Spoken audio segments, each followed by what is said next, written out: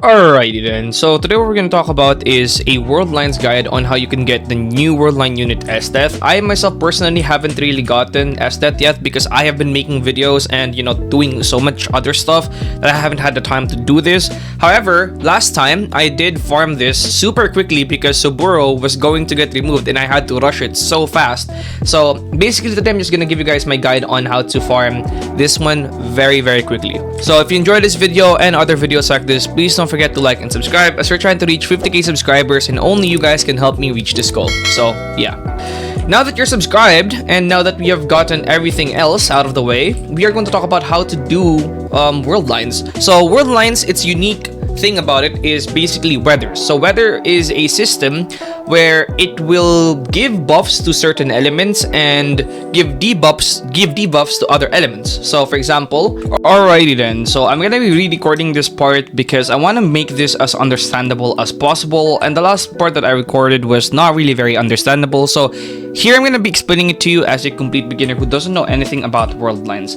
Essentially, this feature right here, weathers, essentially all you need to remember about this is it offers mechanics that will make your game harder, so you're gonna have to pick a different team. For example, Unbound and Curses in this full moon weather will do 20 to 100% more damage, but nature or holy units will do 50 to 100% less damage. But then, Unbound units deal 10% bleed for 4 seconds and enemies have a 40% dodge chance unless there's a holy unit in range. So, with this in mind, you are going to fill your team based on what it's being said right here. So for example, Unbound, there's going to be one Unbound here, which is going to be Alucard. Then there's going to be one Curse, which is going to be Saber, Salter. Then there's going to be, I'm going to put right here, one Holy unit. And again, it said that they're going to have less damage. But if you read it correctly right here, nature to holy damage will also be able to remove the dodge chance of the enemies completely. So with this team right here, I am set to pretty much defeat the floor 14. However, sometimes that's not always the case. Sometimes the weather is different. So if the weather is different, you're just gonna have to act depending on what the weather basically says. So for example, if the weather gives buffs to, let's say, nature and holy instead of Unbound and Curse, then you're gonna pick a nature or holy to use. However, let's say for example right here my Monarch Gojo is Cosmic and it doesn't really debuff Cosmic anywhere in here. That means I'm allowed to bring a Cosmic unit because he will not be getting a debuff nor a buff, which means he's just gonna do normal damage. And since he has Monarch, he's going to do more damage than pretty much all these other units right here. So that's one of the reasons why I still bring him even though he isn't a Unbound or a Curse. So yeah, that's something that you have to keep in mind, okay? Water and Unbound will have 50 to negative 100 damage. Nature and Fire would have 20 to 100% damage. And enemies cannot be frozen or slowed, and holy units will gain an 8% damage every wave that they are placed. This is very important because, let's say for example, you're trying to fight Sunshine and you're gonna use Unbound or Water units, you're going to get debuffed heavily.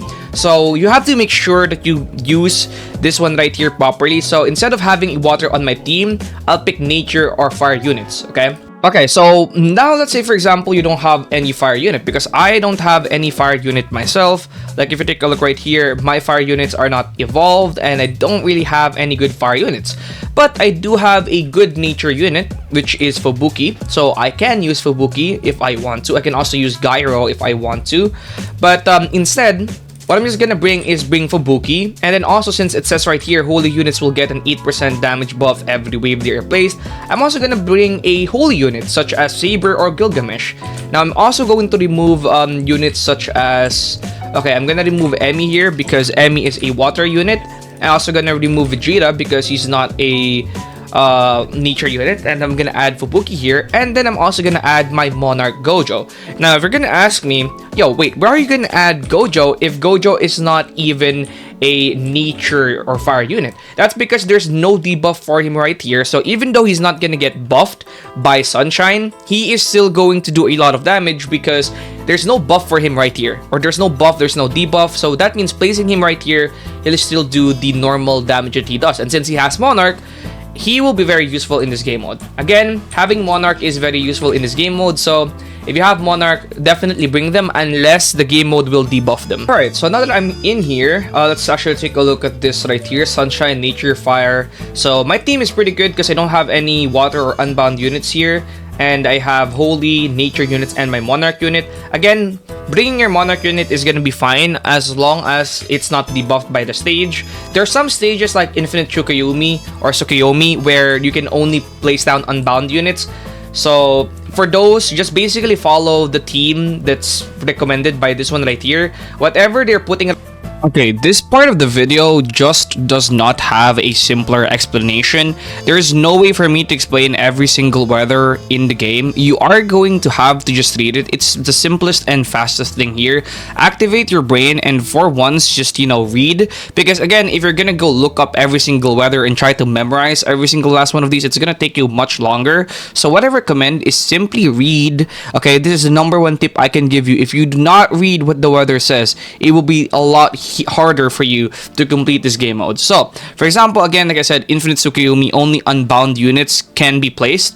So obviously, if only Unbound units can be placed, change which unit you're gonna bring, okay? Maybe not bring other units other than Unbound units.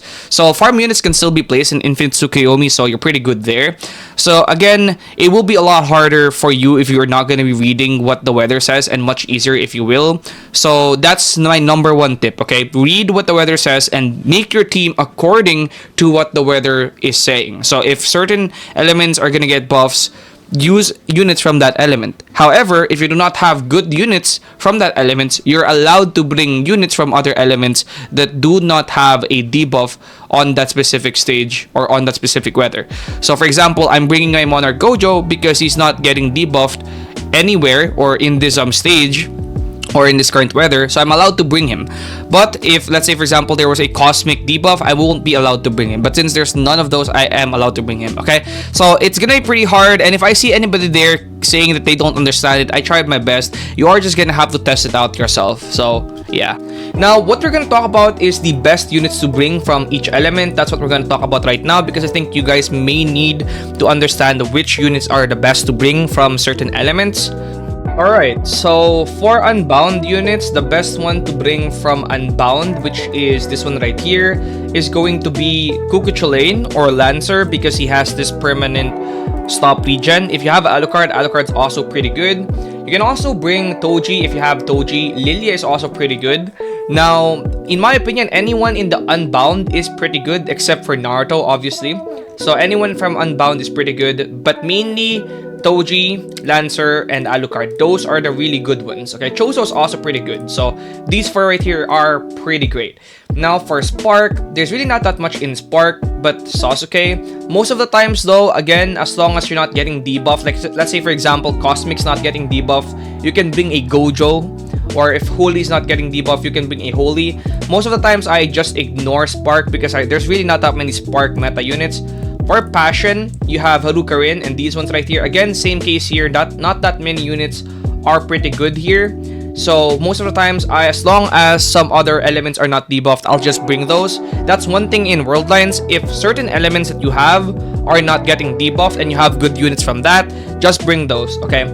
So let's say for example, you're not getting debuffed in Holy, but you're getting a debuff or you're getting a buff for Passion, but you don't have good Passion units, just bring Holy units instead. Because if you don't have good Passion units, even though there's gonna be a 60% buff, it's still not gonna be the best. So just bring a more stronger unit from a element that's not buffed. For Nature, there's Fubuki is pretty good here.